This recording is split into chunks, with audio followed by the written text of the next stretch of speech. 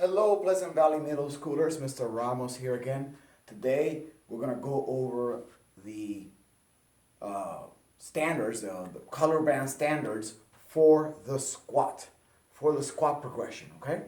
Now, we have to remember the basics. Remember the basics.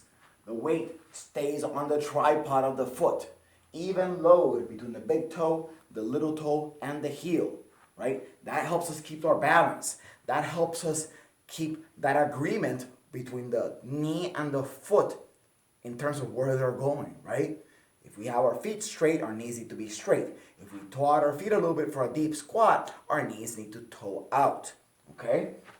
To toe out. The knees need to point out, right? They need to agree with where they're going. Also, our head and our hips move at the same time. They are the bookends of the spine. We move them in relation to each other, right? I don't move my hips without moving my back, without moving my head forward. I don't move my head forward without moving my hips back. They move in relation to each other. So everything in between is nice. It's a nice, stiff, stable lever. That's what we want to, how we want to utilize the spine during the squat progressions.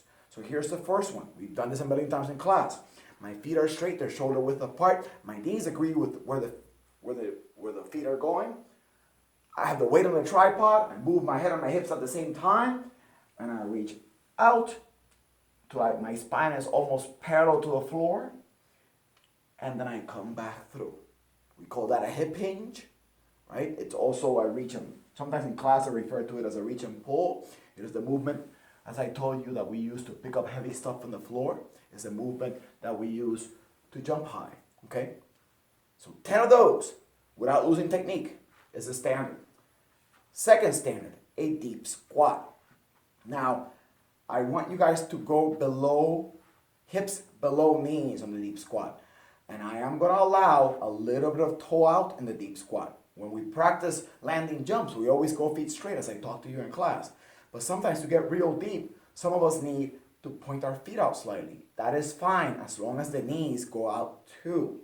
So, for the deep squat, feet perfectly straight or slightly toed out, weight on the tripod, head and hips move together, we reach forward again, we sink down below, hips below knees, and come right back up. Okay, we do that 10 times, again, without breaking technique, keeping that stiffness of the lever, keeping the knees pointing in the same direction as the feet, keeping the weight on the tripod. Next, the reverse lunge to balance. Okay, now we start taking everything towards one leg. This will be green, by the way. We did white and then yellow.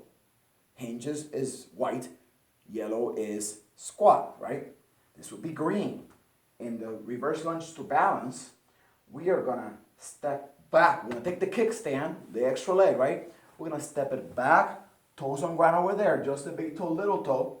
And as we come up, we bring it up into this stork position where we balance. Knee up, toes up, nice and tall posture. As we go down, we are squatting on that front leg. Everything that we talked about the squat applies to that front leg. And then we come up and balance. 10 of those without breaking technique on each leg would be green level, okay?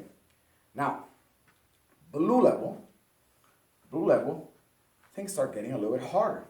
Blue level, we're gonna remain on one leg the whole time for blue level, but we're gonna use less knee bend. And it's gonna look like this. We're gonna start in that stork position. We're gonna kick our leg back, reaching forward, and then come right back to that stork position. It's basically a one-leg hip hinge, coming into balance and starting from balance every single time, okay?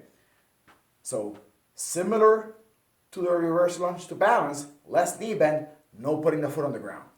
10 perfect reps each side. Now, on the next one, the red level, now we're gonna add a lot more knee bend. Right? We're going to add a lot more knee bend. But I'm going to allow a little bit of kickstand in the bottom position. This one, I really should see my feet. Let me see if I can get the camera back enough and so you can see my feet. Yeah, a little bit more, a little bit more. You know I'm not a good cameraman, people. You know this by now. Okay, here it is.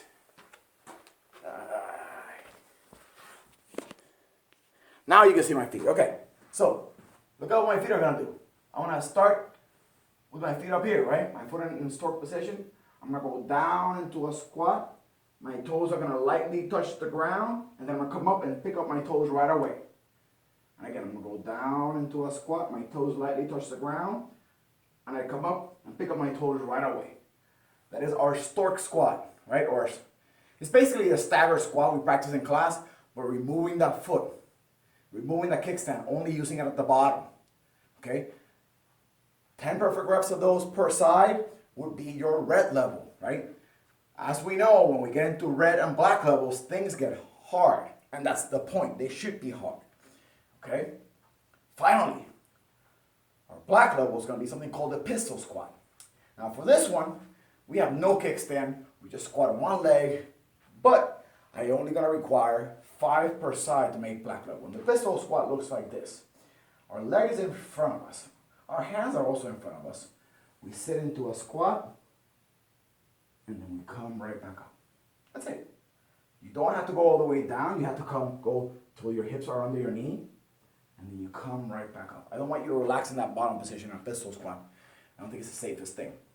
So 5 of those per side will be your black level standard, right? The top standard. Now remember, how do we get better at these things? First of all, you go with the progression, right? If you can't do the first 2, you can't do a third. Second, if you're having trouble getting the flexibility to get deep, you can always use assistance. Using like a stick of any sort, getting tension on the ground, gets your abs contracted, allows you to get into a deeper squat position.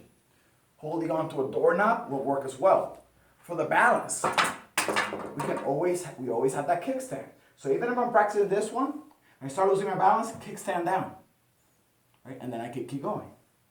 I can also always get to a wall. So I'm practicing that one. Keeping my hand on the wall is going to allow me to have a little bit better balance, an extra point of contact. So use extra points of contact, whether it's a stick to put pressure into the ground or a wall to get some balance. If you're having balance issues or flexibility issues. Remember, if it's flexibility issues, you probably need to get some extra tension through your core. If it's balance issues, you just need something to touch, whether it's the wall or the ground with the foot. That is it for the squat standards and a little bit of how to progress in them. Of course, if you have any questions, let me know. Have a great day.